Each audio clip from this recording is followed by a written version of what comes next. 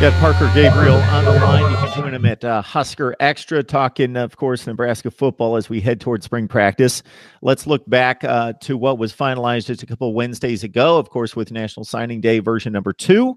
Most of those guys were committed and signed in December, but the class wrapped up as basically a consensus top 4 class in the Big Ten, top 20 in the nation.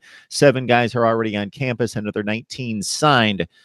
Your initial thoughts in reviewing these guys and who really stands out to you, maybe who's under the radar that based on the scouting reports and the tape that you've seen, you really like? Yeah, so it's a good question. There's a lot of obviously talk about that everywhere in the country. It's hard to put your finger on here because they signed so many guys. I mean, 26 plus a graduate transfer from Oklahoma State in Darian Daniels. It's a big recruiting class. They still have a little bit of wiggle room to explore the transfer market over the next few months here.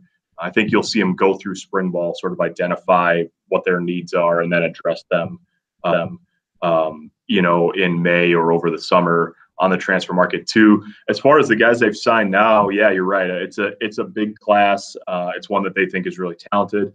I think they addressed a lot of needs. I mean, you can look at wide receiver. The only guy that they added to the class in February is Demarion Houston, a wide receiver from Oklahoma City, was originally committed to Texas.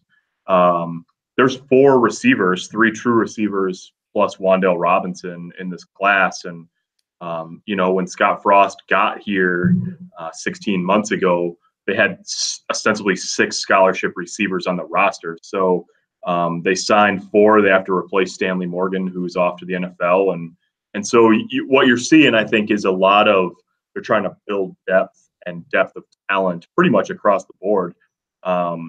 Inside linebacker, you've got a kid from in-state, Nick Henrich, who's a consensus 4-star guy from Omaha, and Jackson Hanna, who played in Tennessee at Montgomery Bell Academy. A couple guys that they really like there who are going to have a chance to factor in early.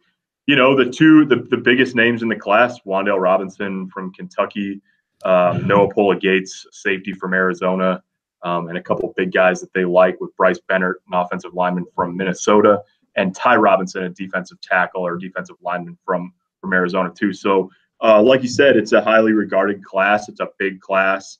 And they've got one of the groups that doesn't get talked a lot about nationally, but I think that the staff here is really excited about. They signed 4 defensive backs. Noah Pola-Gates is the sort of the crown jewel of that group, but they have 3 big rangy guys, 2 of them from Georgia, also in that group. And I think they're really excited about what the impact that those guys can have, and maybe sooner rather than later.